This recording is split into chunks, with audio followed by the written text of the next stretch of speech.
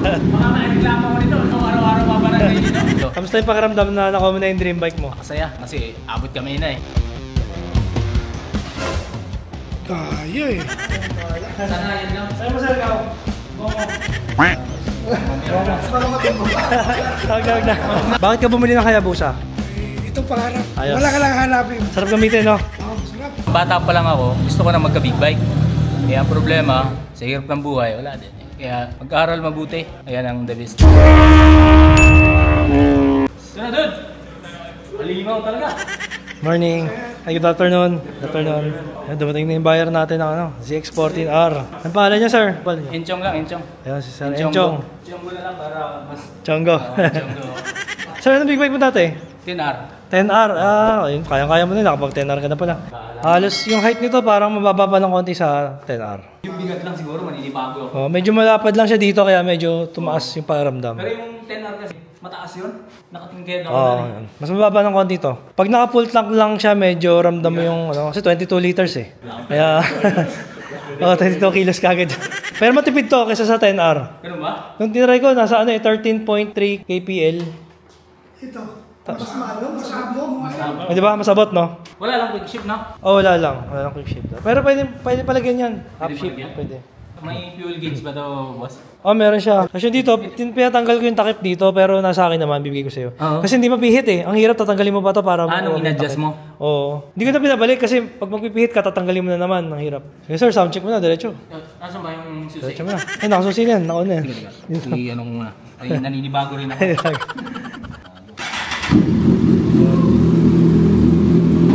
Nakakapugi kahit pangit eh. Last mga pogi, no? Lakas makapugi kahit pangit yung driver ba? Pangit, naka-helmet naman eh. Ito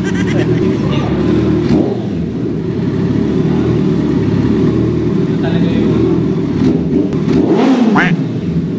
Baka ma-reklamo ko nito. Kung araw-araw mabarangay dito.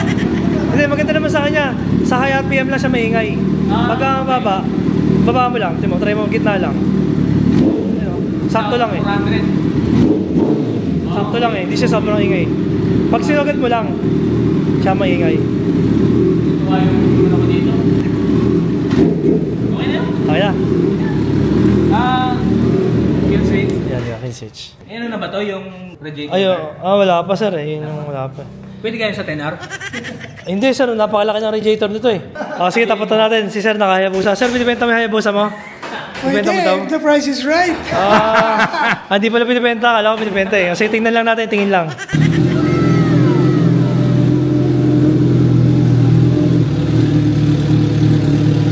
Napakaingay.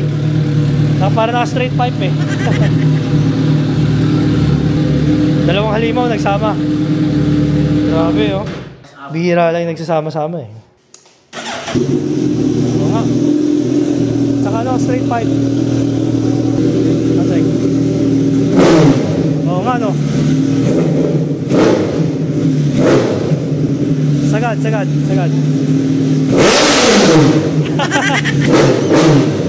Grabe. Ang last pala yan. Sige sir, okay na. Ang sakit sa tenga, parang pumupunit kasi straight pipe siya, no? Wala na siyang fiber sa loob. Meron siya Konting-konti. Mas malapad to. Mas malapad. Parehas eh. Pero yung mukha niya, ang laki. Ito kasi medyo patulis eh. Stock tires yan, sir. Hindi. Pinarta mo na. Rosa Corsa 2 pala. Ito, elevate sa sec. Kala mo rubber shoes lang, pero... may ano pala to? Pero pang shifter talaga siya, meron siyang Okay. Tsaka makapit yung ilalim nito. Hindi ka talaga dudulas dito. Sarap ba i-drive? Tested ko na to eh. Sarap i-drive. Sarap. Sir Dennis, siya yung may-ari ng Hayabusa. Yun, kumpara ni Sir. Sir, anong comparison? Ano sabi mo? Pag sinakyan pala to, parang mas maliit. Kumpara mo dyan. Mas malaki pa. Mas malapad yung mas mahaba. Malayo. Mas nakadapa. Mas komportable dito. Mas to. Oo nga. At least may riser na, accessories na yun eh. Kaya pala komportable. So, nailan na nalaman. Nagka-idea ako, palagyan ko rin yan. Yung nireview ko na Hayabusa, ganun din Sir, nilagyan ng nilagyan niya ng riser eh. Kaya pala, so yung stock pala nito, talagang ka rin, sub-sub ka rin. Nakakangawit ba? Pag medyo pag traffic, no? Tsaka pag long ride. Pag traffic talaga. Long ride. Kamusta yung yung clutch? Sino may pinakamalambot na clutch? Ay, lambot? Hydraulic yan. Ang problema nito, ito. Lamang. Ang tigas, no? Tingnan ko. Ang lamang pala sa clutch. Malambot yung clutch ng Hayabusa. Ito, no? Oo nga. Mga Kawasaki. Hindi, pareha sir. Pareha sa matigas. Ikaw nga pag umupo. Oh, pareha sir. Kasi nakawire. Siguro sinadya nila yun. Nakawire, no? Para hindi biglang Oo, gumano. kasi sobrang lakas ng power Pero eh. yung 10R kasi, talagang malambot. Oo. Nahirapan niya ako rito magtimpla sa low RPM kasi. Pag piga mo, 4,000 siya kagad. Dito ba ganun din? Oo. 4,000 kagad eh. Sa last na makina yata, ganun eh. Sa laki ng makina. Wala siyang ano, yung 1, 2, 3, walang ganun eh. 4 kagad eh. Bagay na bagay ah. Kailan yung PMS nito? After 15,000 gano'n? Every 3,000 dapat eh. Or 6 months, kung alin na mauna. 6 months. Naman pag-change oil. Pinaka the best pa, ano mo na. Bago ka alis, no? Palitan mo na yung fluid. Pati yung ano, yung brake fluid. Kasi doon din nakasalalay yung clutch, ano eh, clutch pump eh. Para, alan sir? May lipat ko sa pangalan ko. Oh sir, kompleto na sa papers. Oh. Demonstrate natin paano mag-center stand na 14R.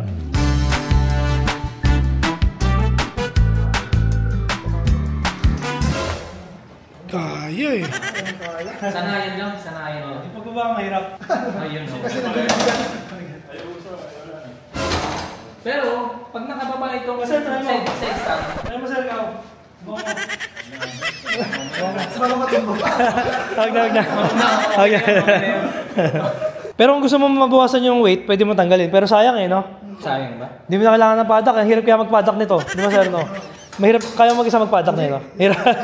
Kailangan may lalay, no? Nakakatakot eh. Hindi naman siya sayang sa Sa bigat eh. Hindi naman, tinry ko kapon. Kasi bagay pantay lang halos na itong Oo. alarm mo eh. Maganda yung design, maganda yung pagka-design nila. Saka, Di naman ako sumayad. Makakabangking ng... Tsaka makita mo yung gulong sa left side, halos nasagad ko yung left side, left tires eh. Ito may gas-gas ng banking. Hindi naman ako sumabit eh. So, ano. Hindi sumabit yung ano. Hindi ako sumabit. Ayan. Kasi PT mo dito. Okay. Turn. Kasama na yung cowl niya. Isang ano niya na pala, boss, ano? Sambo. Ito maganda meron siyang ano, lagay ng papeles. Ah, yan na yung ORCR niya? Oo. Original yan? Hindi, ano lang yan, copy lang yan. Okay. Makita mo original pa, tignan mo yung kulay nung dito, walang overspray. Hanggang dito, yung tangin niya hanggang dito sa ilalim. Kaya pala malaki yung ano niya. Kasi may sabitan ng helmet. Okay. Ngayon pa lang. Ano. Talian, pag may baggage ka. Hindi bagay sa get up yan. Ay, Sir Dennis, bakit ka bumili ng Hayabusa? Itong pangarap. Team bike mo to. Yes, sir. Kamusta naman ang pagkaroon ng Hayabusa? Masaya ka? Ayos. Ayos. Wala ka lang hanapin. Sarap gamitin, no? Oo, masarap. Lagyan mo na ng riser ngayon para hindi ka na nakasubsob. Tulad. Alis na si Sir Dennis. Get safe. Lakas. Ayun. Grabe. Sir Enchong, bakit ka pala bumili ng 14R? Pangarap ko rin na motor to talaga eh. Although talagang gustong gusto ko no, bata pa lang ako, gusto ko na magka-big bike. Kaya ang problema, sa hirap ng buhay, wala din. Kaya nung nagkatrabaho, ito talaga yung pinuntirya ko. Nakabawi na ngayon. Oo. Sa sipag at syaga, nakuha rin. Sipag at syaga, oo. Nakuha rin yung ano, no? Nakuha yun. Nabot yung pangarap. Dati hindi niya ma-afford bumili ng Kahit motor. bisikleta, wala eh. Hindi kaya. Wala. Oo. Sariling sikap lang talaga. Sariling sikap lang. Tiwala lang talaga, no? Oo. Ano mapayo mo sa kababayan natin nanonood na gusto makuha yung mga dream bike nila? Mag-aral mabuti. Ayan ang the best na Tapos? key. Tapos, huwag magpaloko-loko pag pinapag-aral naman. Baka puro billiard naman ang atupagin nyo. Wala kayong ganito. Pagka-graduate, Pagka-graduate, apply ka agad syempre para maaga. Mas maagang makapundar. Di ba? yun, para makuha yung dream bike nila. Yun, sir, congratulations. Ano masabi mo dito sa 14R? Napakaganda. Halimaw talaga. Napaka-laki. Talagang nalilit ako eh. Tiis pogi talaga yung mangyayari dito. Kamusta nakatulog ka naman? Ilang araw kang ano? Parang hindi ako makatulog hanggang hindi ko nahahawakan siya eh.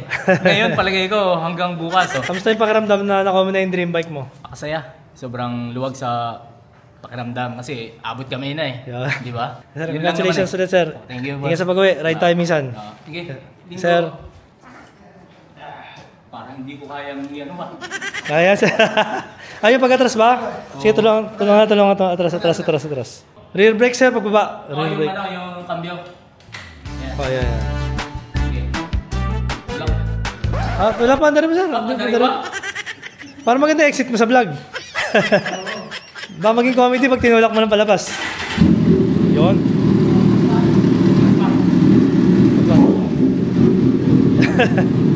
Kailangan may assistant. Okay. Wala. Sir, first gear. Hindi na. Tulak na lang. Ah, sige, truck na lang.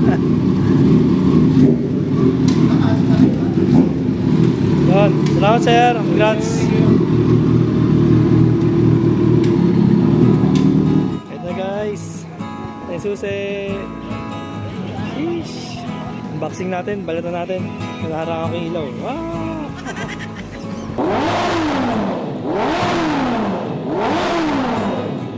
Grabe, halimaw. Parang si Godzilla.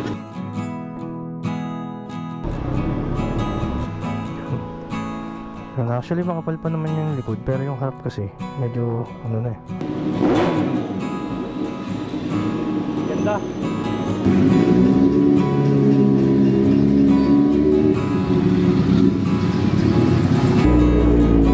Let's go!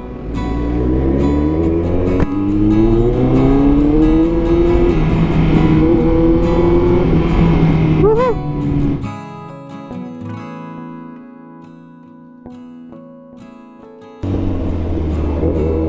Yun, ganda na ng bounce sa humps.